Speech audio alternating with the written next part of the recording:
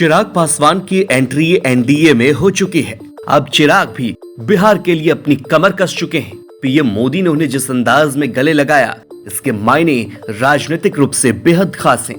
PM Modi को चिराग की काबिलियत पर भरोसा है और बीजेपी इसे 2024 और 2025 में जरूर बनाना चाहेगी।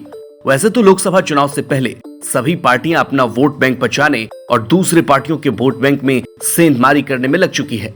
नीतीश कुमार की विपक्षी एकता के अभियान के बाद बिहार की 40 सीटों पर खूब मारामारी होने वाली है। एनडीए और महागठबंधन में जोरदार घमासान दिखने वाला है और यही वजह है कि पिछली बार लोकसभा चुनाव में बीजेपी के साथ जेडीयू भी गठबंधन में थी, लेकिन इस बार नीतीश कुमार महागठबंधन के योद्धा हो चुके हैं। ऐसे में नीतीश कुमार से दो हाथ करने के लिए बीजेपी के पास चिराग पासवान के रूप में एक बड़ा हथियार मिला है।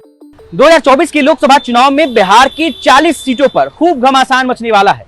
बिहार की 40 लोकसभा सीटों पर एक तरफ एनडीए अपना पकड़ मजबूत बनाने की कोशिश करेगी, तो दूसरी तरफ महागठबंधन ज्यादा से ज्यादा सीटों पर चुनाव जीतने की कोशिश करेगी।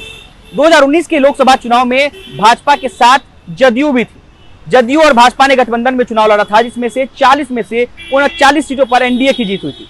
लेकिन इस बार नीतीश कुमार महागठबंधन के योद्धा बन चुके हैं, यानी कि नीतीश कुमार भाजपा के खिलाफ उनके सामने लड़ाई में होंगे। अब ऐसे में भारतीय जनता पार्टी के लिए बिहार की 40 लोकसभा सीटों पर जीत दर्ज करना काफी मुश्किल हो सकता है, उनके लिए काफी चुनौतीपूर्ण हो सकता है। अब ऐसे में भारतीय जनता पार्टी के लिए नीतीश कुमार के तोड़ के तौर पर चिराग पासवान एक बड़ा चेहरा हो सकते हैं। चिराग पासवान बिहार में दलित चेहरा ही नहीं बल्कि एक युवा चेहरा के तौर पर जाने जाते हैं। भले ही चिराग और चाचा पारस की पार्टी अलग हो गई, लेकिन बीजेपी जानती है कि बिहार में पासवान चिराग पासवान के साथ है और बिहार में पासवान वोटरों की आबादी करीब 4 से 5% बताई जाती है। लेकिन इतने ही वोट बैंक के दम पर चिराग पासवान ने नीतीश कुमार की पार्टी को 71 से 43 सीटों पर लाने में अहम भूमिका निभाई थी। 2020 के विधानसभा चुनाव में चिराग पासवान ने 135 सीटों पर अपने उम्मीदवार उतारे। इनमें से वो उम्मीदवार ज्यादातर नीतीश कुमार के खिलाफ उतरे थे। कई सीटों पर नीतीश कुमार के वोट में लोक जनशक्ति पार्टी ने कटौती कर ली थी, जिसकी वजह से नीतीश कुमार को 28 सीटों का नुकसान हुआ था। अब चिराग पासवान भारतीय जनता पार्टी को कैसे फायदा और नीतीश कुमार को कैसे नुकसान पहुंचाएंगे, जरा इसके मायने समझिए। साल 2020 के लोकसभा चुनाव में चिराग पासवान ने 135 सीटों पर अपने उम्मीदवार उतारे थे। हालांकि चिराग पासवान की पार्टी जीतने में नाकामयाब रही थी, लेकिन चिराग पासवान ने जेडीयू को उस वक्त करारा झटका दिया था।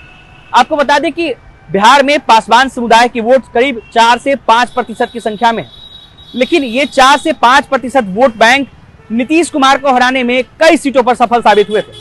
आपको बता दें कि मुख्यमंत्री नीतीश कुमार 2020 के लोकसभा चुनाव में 71 से 43 सीटों पर पहुंच गए थे, क्योंकि जो 135 उम्मीदवार चिराग पासवान ने उतारे थे, उनमें से ज्यादातर उम्मीदवार नीतीश कुमार के खिलाफ उतारे गए थे। उन सीटों पर चिराग पासवान ने अपने उम्मीदवार उतारे थे जहां पर नीतीश कुमार ने अपने उम्मीदवार उतारे हैं, और ऐसे में कई सीटों पर चिराग पासवान की पार्टी को अच्छी खासा वोट मिला था, जिसकी वजह से नीतीश कुमार को नुकसान हुआ और नीतीश कुमार ने 28 सीटों का नुकसान झेला था। बीजेपी आने वाले चुनाव में चिराग के इस फैक्टर का जरूर ध्यान रखेगी, क्योंकि अगले साल लोकसभा चुनाव और फिर उसके बाद 2025 में विधानसभा का चुनाव होने वाला है। अब देखना होगा 2024 और 2025 में चिराग बीजेपी के लिए और पीएम मोदी के लिए फिर से हनुमान साबित होते हैं या नहीं। पटना से निकेत कुमार की रिपोर्ट, बिहार तक।